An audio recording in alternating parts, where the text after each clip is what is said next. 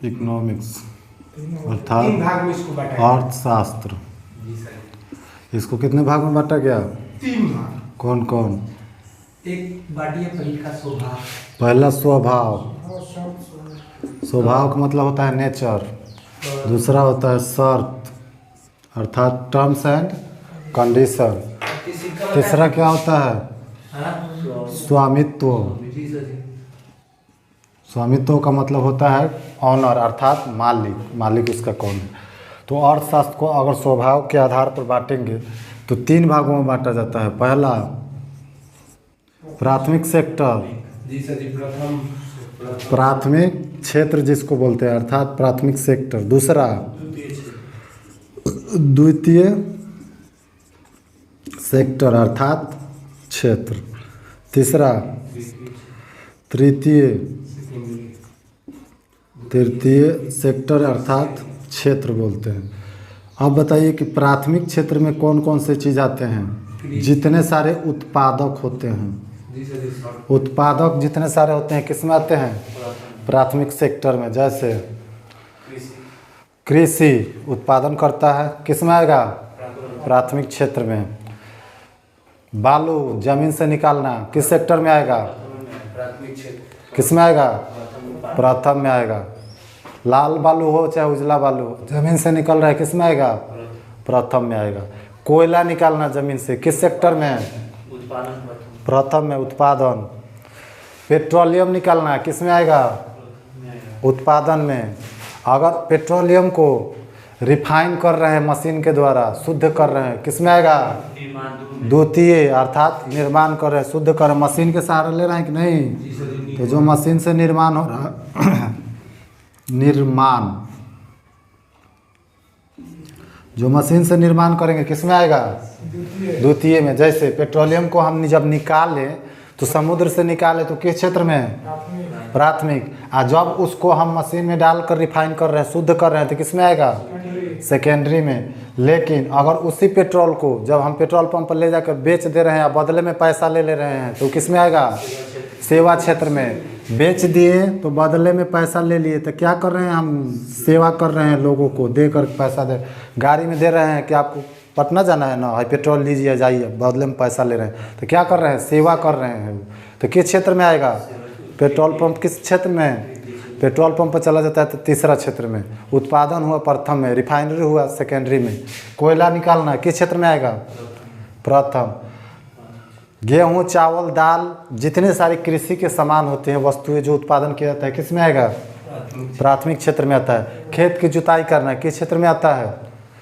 खेत की जुताई करना किस में आएगा? कृषि में काम कर रहे हैं ना, प्राथमिक में आता है। कृषि एक ऐसा क्षेत्र होता है जिसमें आपका क्या बोलते हैं कि मतलब लेबर और मजदूर ज़्यादा लगता है। मतलब कि इंसान ज़्यादा, मजदूर ज़्यादा, और उत्पादन क्या होता है? कम होता है। और कृषि में ही देखा जाता है मतलब कि प्रच्छन्न बेरोजगारी या अदृश्य बेरोजगारी उसमें दिखाई नहीं देगा। अब एक आदमी चाहेगा तो ही मशीन के आला में 1-2 बीघा खेत बो सकता है, और 4 आदमी मिलकर भी 2 बीघा खेत बो सकता है। प्रच्छन्न बेरोजगारी है। जो आदमी मन करे तो आदमी उसमें लगे रहिए, दिखाई नहीं देगा कि आप बेरोजगार हैं। ठीक। तो स्वभाव के आधार पर अगर अर्थशास्त्र को बांटेंगे तो कितने क्षेत्र में? प्राथमिक, द्वितीय और तृतीय, 3 क्षेत्र में। उत्पादन, निर्माण और सेवा। ठीक। उत्पादन, निर्माण और सेवा। बिल्डिंग वगैरह बना रहे हैं तो किस में आएगा? दूसरा में। सेवा क्षेत्र अर्थात डॉक्टर, पुलिस, इंजीनियर, ये सब किस में आएगा? तृतीय में। अगर वो सॉफ्टवेयर इंजीनियर है तो किस में आएगा? तीसरा में, सेवा क्षेत्र में आएगा। अगर वो हार्डवेयर इंजीनियर है तो किस में आएगा? निर्माण कर रहा है तो सेकेंडरी में आएगा। तो ये भी ध्यान देना है। लेबर, अगर लेबर आपको ये भी बताए थे कि लेबर अगर बिल्डिंग बना रहा है, कोई मकान बना रहा है, भवन बना रहा है, अस्पताल बन रहा है, सड़क बना रहा है, निर्माण कर रहा है, तो वो किस में आएगा? सेकेंडरी में आएगा। लेकिन लेबर अगर साफ सफाई के काम कर रहा है, आपका सब्जी ढो रहा है, तो किस में आएगा? हाँ, तो ये ध्यान रखिएगा, सेवा में आता है। ये हो गए आपके स्वभाव के आधार पर। किसके आधार पर? स्वभाव के आधार पर। अब दूसरा होता है एक शर्त के आधार पर, कंडीशन, जिसको टर्म्स एंड कंडीशन क्या बोलते हैं? Terms and condition. अगर इसको बांटेंगे तो ये भी 2 भागों में बढ़ता है। पहला संगठित, कौन सा? संगठित। और दूसरा असंगठित, जिसको बोलते हैं ऑर्गेनाइज और इनऑर्गेनाइज। इसको बोलते हैं ऑर्गेनाइज अर्थात संगठित, और इसको बोलते हैं इनऑर्गेनाइज यानी कि असंगठित। ठीक, अगर मान के चलिए कोई व्यक्ति पेट्रोल निकाल रहा है कहीं समुद्र से, तो इसमें किसमें आएगा? प्राथमिक। और शर्त के आधार पर किसमें आएगा? संगठित कि असंगठित? संगठित। सबको पेट्रोल निकालने का अधिकार नहीं होता है, किसी खास कंपनी को या किसी खास सरकार को, मतलब सरकार की देखरेख में पेट्रोल नहीं। भारत सरकार के पेट्रोल कौन निकालता है? ONGC। कौन निकालता है? ONGC, जिसका पूरा नाम क्या है? ONGC, oil of natural gas corporation. कौन निकालता है? ONGC। तो ONGC संगठित है कि असंगठित है? संगठित है। ONGC का अभी डायरेक्टर कौन है? नहीं पता है। ONGC का डायरेक्टर अभी संबित पात्रा है। अभी जाइएगा टीवी खोलिएगा तो टीवी बैठा होगा कहीं, वो बीजेपी के क्या बोलते हैं, मीडिया के प्रवक्ता है, मतलब कि टेलीविज़न प्रवक्ता, मीडिया प्रवक्ता, बीजेपी के प्रवक्ता है। जाइएगा तो टीवी पर अभी बोल रहा होगा। तो ONGC का डायरेक्टर कौन है? ONGC का डायरेक्टर संबित पात्रा। तो अगर हम मान के चलिए किसी कंपनी के थ्रू पेट्रोल निकाला जाता है, तो संगठित में आएगा क्या असंगठित में? संगठित में। हमको मन करेगा तो पेट्रोल निकाल लेंगे? नहीं। आपको मन करेगा निकाल लीजिएगा? नहीं।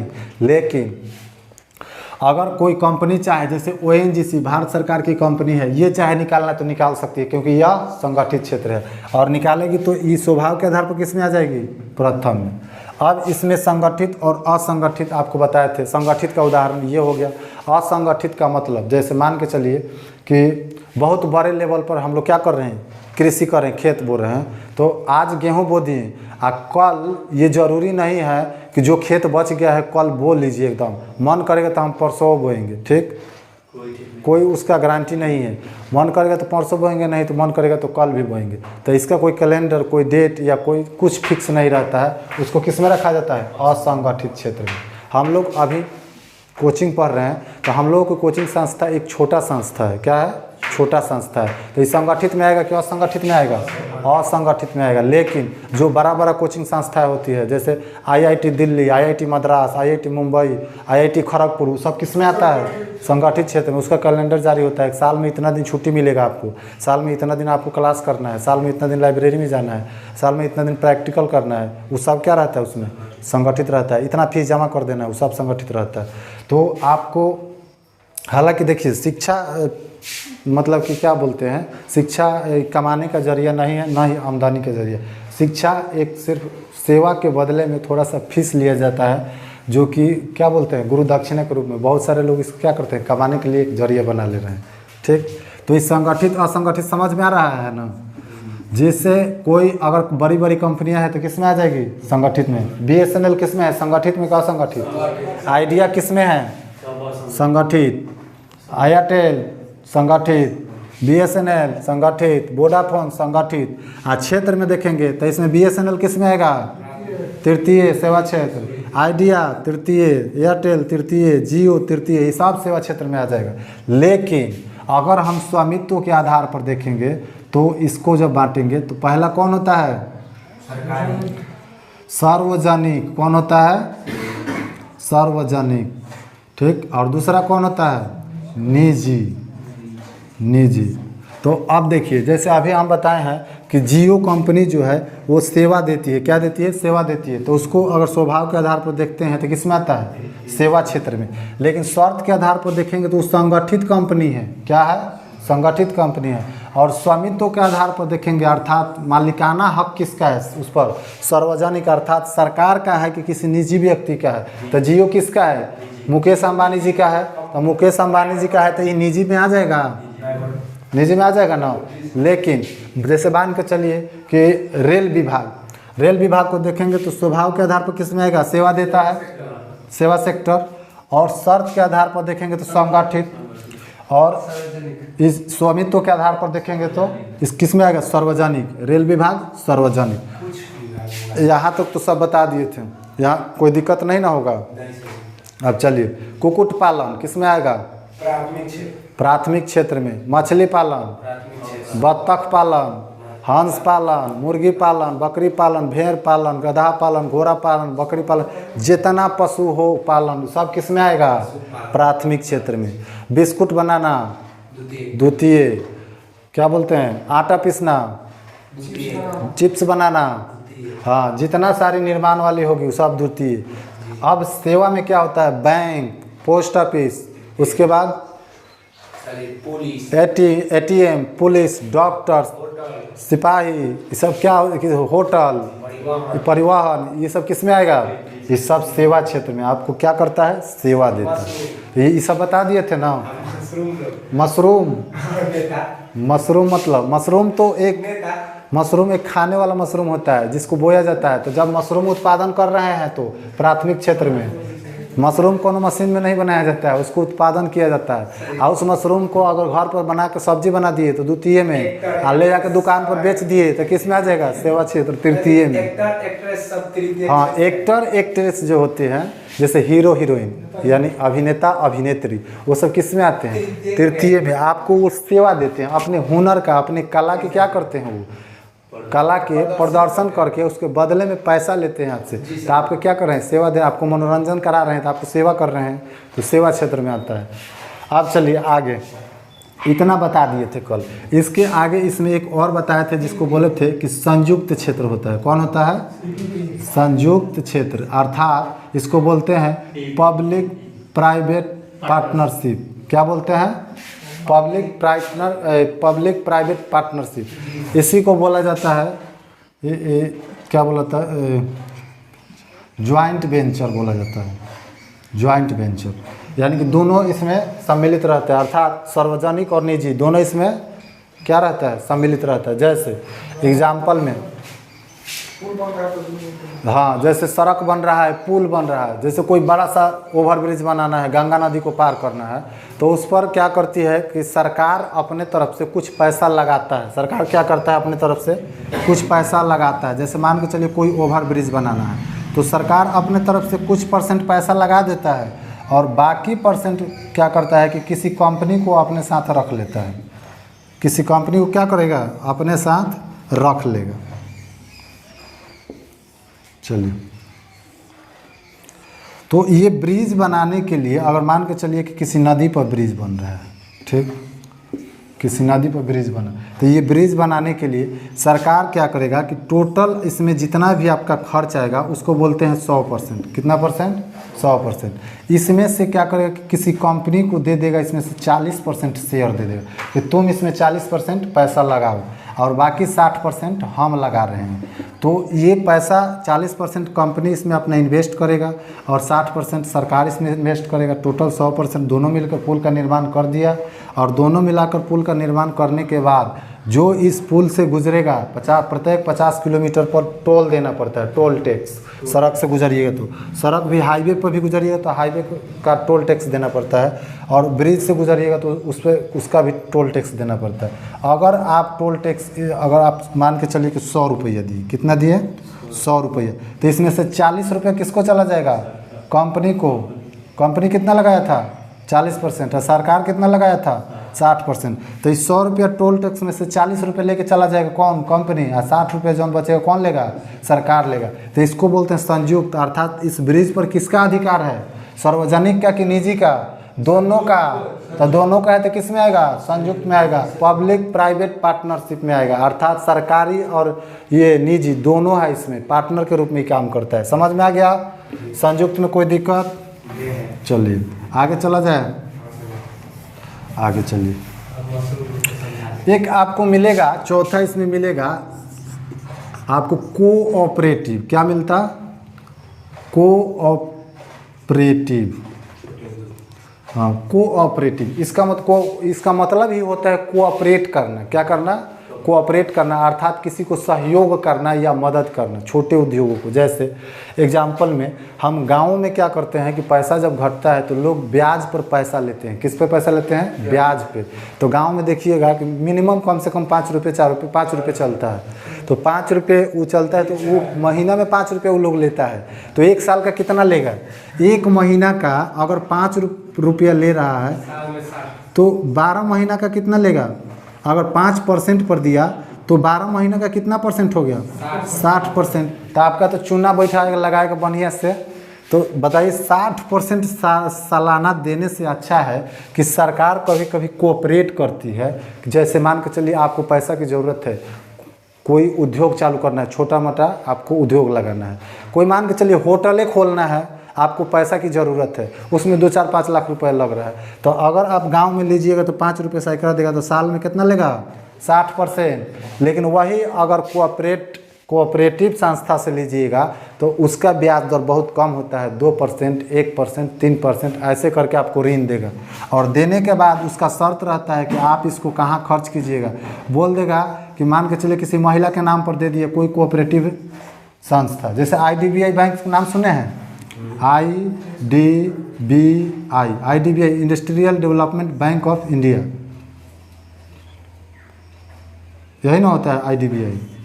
चलिए, तो IDBI क्या करता है कि गांव में महिलाओं को ग्रुप बना करके कुछ पैसा ये इन्वेस्ट करता है, पैसा देता है लोग। आप बोलता है ना कि तुम लोग सब महिला मिल करके पैसा लो, ग्रुप बना करके पैसा ले करके छोटे छोटे क्या करना है, अपना कोई दुकान खोल लो, कोई अपना मतलब कि अगर पकौड़ा बेचने में सक्षम है तो पकौड़ा बेच लो, कोई ठेला लगा लो, कोई सब्जी बेच लो। तो इसके लिए क्या करता है, ये सब बैंक पैसा देता है। तो जब बैंक पैसा दे रहा है तो ये सहयोग कर रहा है कि नहीं कर रहा है?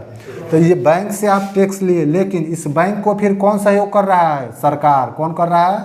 सरकार। तो इसको सरकार सहयोग किया और यहाँ से ये लोगों को सहयोग कर दिया। डायरेक्ट सरकार आपको पैसा नहीं दे रहा है, किसके थ्रू दिया? बैंक के थ्रू होकर आपके पास पैसा है। तो ये कोऑपरेट, अर्थात सरकार आपको क्या कर रहा है? कोऑपरेट कर रहा है, सहयोग कर रहा है। तो इसको किस में रखा गया है? कोऑपरेटिव क्षेत्र में। तो बैंक पर किसका अधिकार होता है? किसी एक व्यक्ति उसका मालिक होता है? नहीं, कोऑपरेटिव होता है। सरकार भी उस पर आधिपत्य जमाती है। समझ में आया क्या?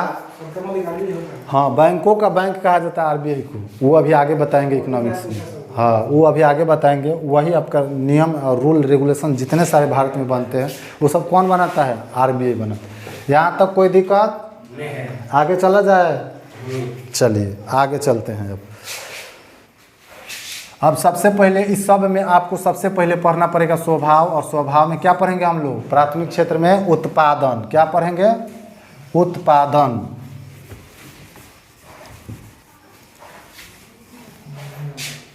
उत्पादन। उत्पादन। उत्पादन को क्या बोलते हैं? प्रोडक्शन।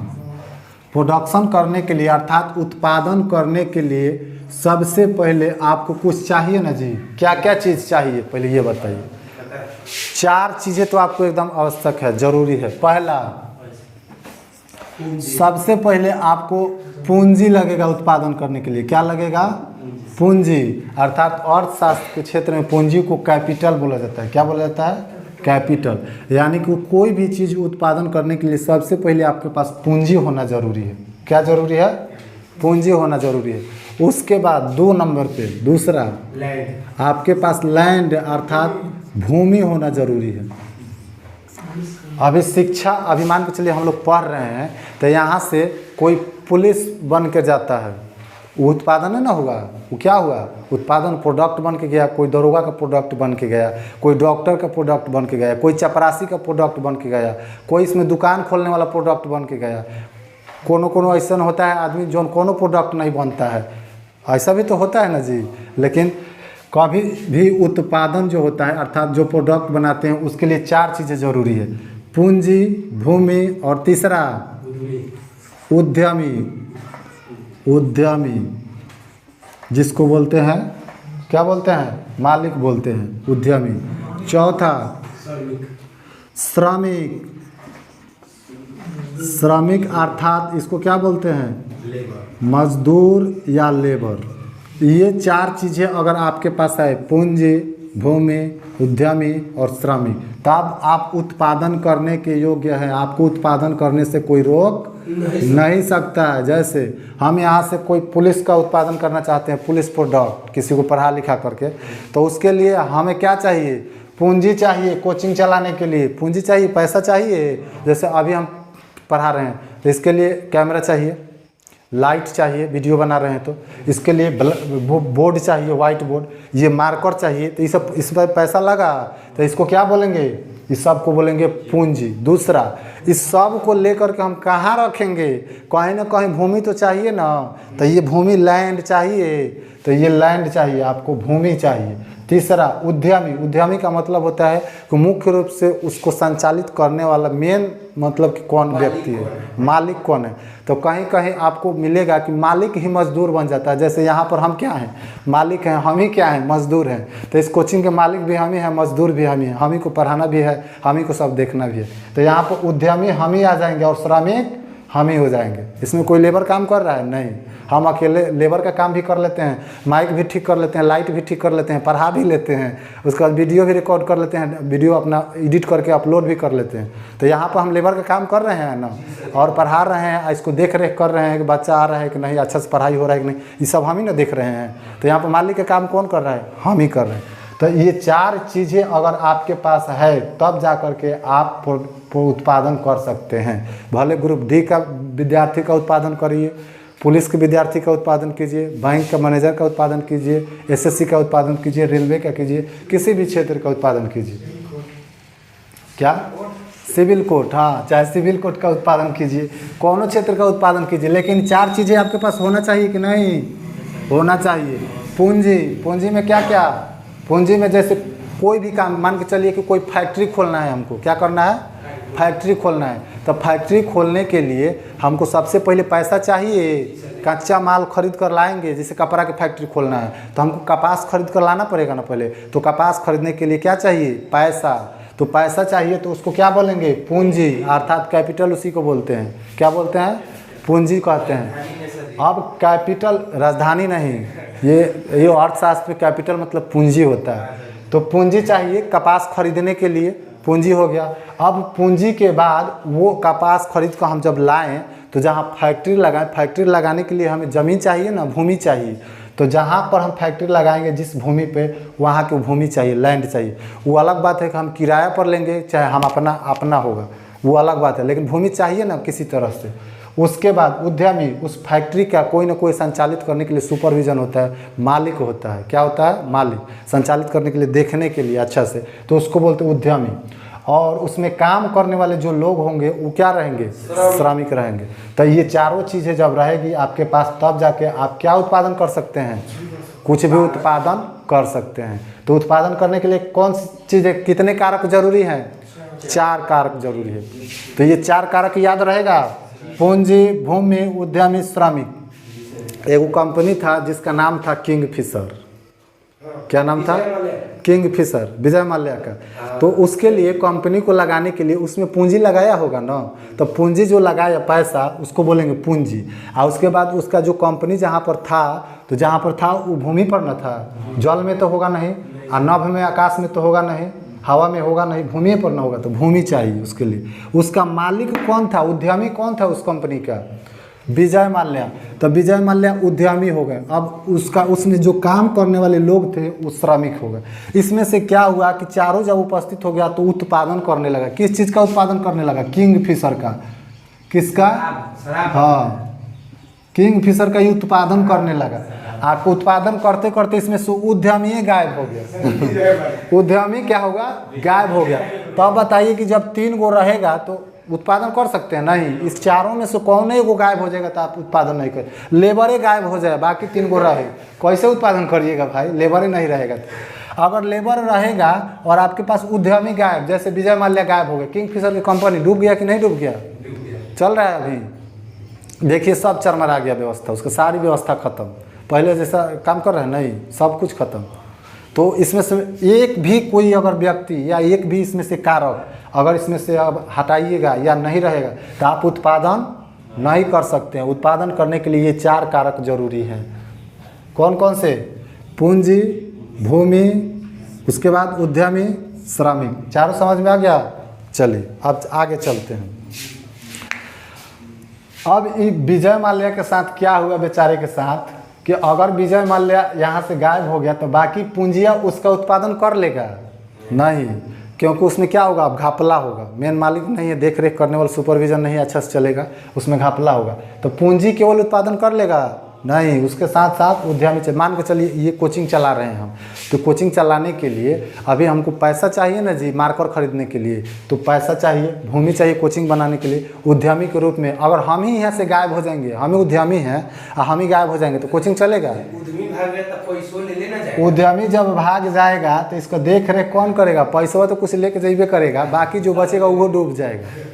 मान के चलिए चारों में से, तो क्वेश्चन एग्जाम में कैसे पूछता है ये आपको 4 गो ऑप्शन दे देगा, आई में से एक कौन गायब कर देगा और लिखेगा कि इनमें से कौन सा उत्पादन के लिए कारक जरूरी नहीं है, कौन सा उत्पादन के लिए कारक जरूरी नहीं है, आई चारों जरूरी है। ठीक, तो इस चारों में से एक को कौन हटा देगा? मान के चलिए कि नीचे ऑप्शन दे रहे हैं, चाहे ये हटा दिए, आई को लगा दे रहे हैं नॉन ऑफ दीज, चाहे कौन सी जरूरी है लास्ट में दे देगा सभी, तो क्या मारिएगा? सभी मारना है। तो इसमें आपको इसमें तो सभी चाहिए और साथ में आपका कौन छूट रहा है? श्रमिक। श्रमिक भी